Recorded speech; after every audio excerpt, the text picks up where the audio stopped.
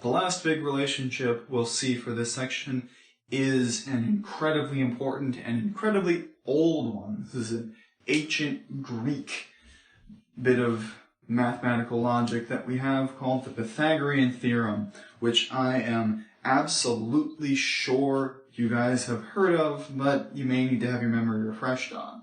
So let's say that we have a right triangle. I'll draw it nice and big now. It's about as good of a right triangle as you're probably ever going to get from me, where we got that right angle there. And let's label these two sides here A and B, where these are what we call the legs. So A and B are legs, and then we'll call this longer side out here C, where C is what's called the hypotenuse. It's the longer one. Don't remember where the term hypotenuse comes from, but that's what we call it.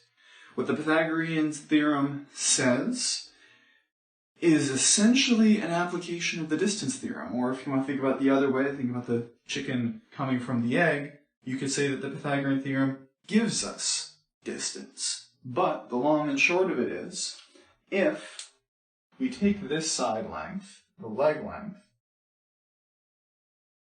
to be clear that's an A, not a Q, and square it, so we get A squared, then we add to that the side length B squared, we will get that this sum is equal to C squared.